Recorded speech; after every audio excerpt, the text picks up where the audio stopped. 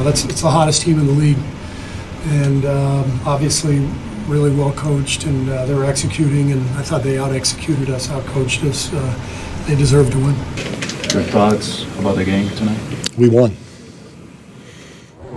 Here are the standings. Before their 9-game winning streak, San Antonio sat 8th in the West, just 1 game from falling out of the playoffs. Fast forward 3 weeks, and the Spurs are comfortably seated 5th. For more, let's get you back to First Take.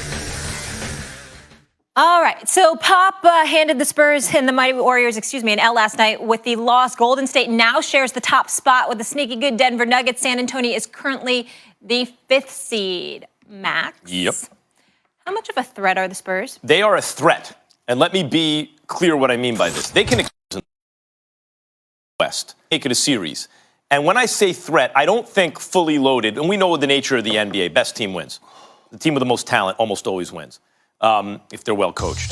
The Warriors at full strength, the Spurs can't beat straight up, right? But who says the Warriors will necessarily be at full strength? I believe the Spurs can win some games from anyone, including the Warriors, and that they could pull an upset if a superior team they face is not at full strength, if they're missing a key piece. If you mentioned the stimulus package with Draymond Green being suspended against Cleveland that season, Stephen A., several years ago, when Cleveland upset him at Oracle in Game 7, if Steph Curry misses some games or Kevin Durant misses something like that, the Spurs could beat anyone, not anyone at full strength. Let me say this about Greg Popovich. The job he's done, it's what you complain about, Stephen A., with the process in Philly, teams tanking for years to get players. What it seems to me you don't like about that, racial component aside, because you always bring up the fact that there's some white privilege involved in GMs who are allowed or given the leeway to do that. But beside that, there's something not competitive about it.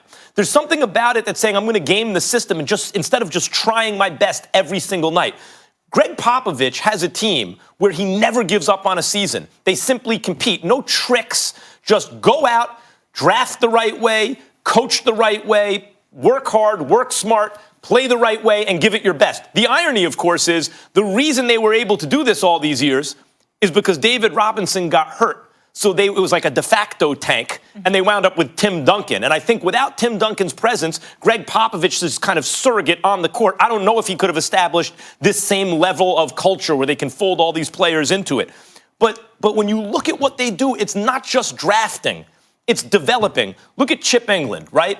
You know how they shoot the three so well? They got us a shot guru, and it works. You know, DeJounte Murray goes down, but Derek White and Bryn Forbes, right? These guys are shooting it well and playing well because it's not only that they were passed on by others and selected by the Spurs, they're then developed by the Spurs, and then they're folded into a system that is right by the Spurs. They are a threat to anyone, but not at full strength. A couple of points I'd like to make before getting to my point. Number one, you're absolutely right about I bring up the privilege because the reality of the situation is that I don't know of any black man that's been given a license to lose on purpose for years and still know that he's going to keep his job, which is what was happening with Sam Hinkie in Philadelphia. That's not Sam Hinkie's fault, but I think that's an absolute atrocity. And I'm about a meritocracy, and I'm about trying to get as close to fairness as possible. And I don't think that was fair. That was my position. It will always be my position. I'm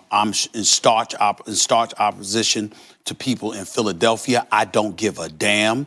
They know how I feel about it. A matter of fact, I've been my man Mike Missinelli and others on radio in Philadelphia saying if you don't want to get cussed out, do not ask me about the process because I'm not playing. I truly mean that, and I will never deviate from it. I think it's an absolute embarrassment that any black person feels differently than I do on that process because I don't know of any black executive that had that luxury. That's enough on that point.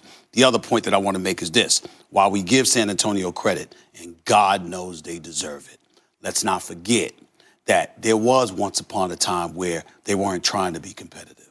That's when they were trying to get Tim Duncan. They landed Tim Duncan, and the rest is history, okay? Well, so Robinson got hurt. I understand that, but the point that I'm trying to make is that, you know what, Boston was right there. Rick Pitino, Larry Bird's not walking through that door. Kevin McHale's not walking through that door. Okay, they wanted Tim Duncan. San Antonio got him. That's the reality, okay? So there was once upon a time where they weren't trying to be competitive. That's what I'm saying. The irony is of the dynasty. Well, when Tim Duncan arrives, everything changes. Greg Popovich is the best coach in basketball. He's absolutely sensational. The organization is first class all the way. There is no denying that. And what they've been doing defensively has been so incredibly impressive. They were a roller coaster ride. They were absolutely awful the first third of the season. They came on strong. Then they folded with their rodeo trip, or like losing 7 or 8 games. And now they've won like 9 or 10 straight. It's been absolutely phenomenal defensively. But there is a particular reason why I don't consider them a threat. And I don't mean it as literal as it sounds. Of course, you're right, Max. They have the ability to stretch a series and all of that stuff. But I'm telling you, at the end of the day, I lean back and go like this. They ain't going but so far. And it's one reason and one reason only. LaMarcus Aldridge. That's how I feel. LaMarcus Aldridge is a big-time talent. LaMarcus Aldridge can ball. He was sensational when he was in Portland.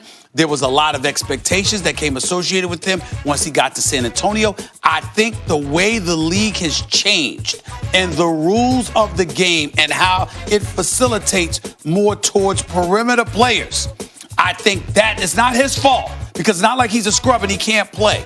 But the fact of the matter is, come playoff time, sometimes, not every game, because there have been games like against Houston and a couple other games, he shows up and he's big time. There have been other games where there's been an APB out for him. You're trying to find him. I'm talking about impactful stuff. I'm not talking about accumulating your numbers after you're down 30 or 25. I'm not talking about that. I'm talking about stop the bleeding. Keep us here.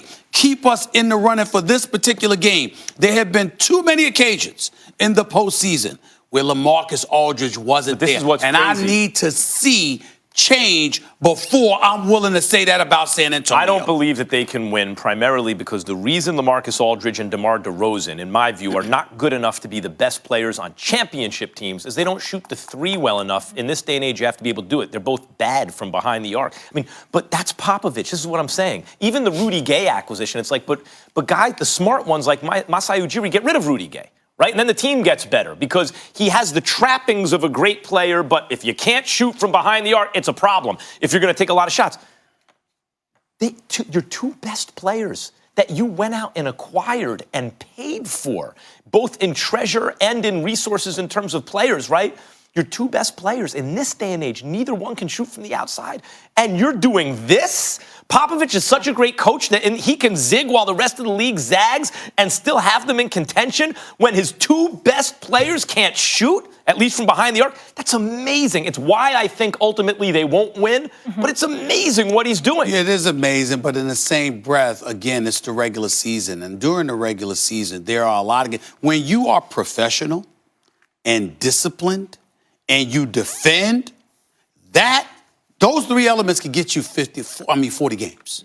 It gets you 40 games. If you're disciplined, you're still well coached. The Clippers are showing and you defend, that. Yep. you can get 40 games. So now we're talking about the next 5 to 10 games that you need to go after. And what I'm saying is that's where your skill set comes in. They're not scrubs. It's just that they're 2-point scorers instead of 3-point scorers. And when you're going up against the likes of Houston and Golden State, and to a lesser degree, Oklahoma City, and possibly even Utah, it's not going to cut it when all is said and done. Not championship contenders, but they could be a problem for a young Denver team if they face them in the first round. That's true. A young team. Yeah. A young team. All right. They can shoot and they can play. The Giants' decision to trade Odell Beckham was strictly a football decision. Max Lewis Riddick will join us and let us know if he agrees with that after the break.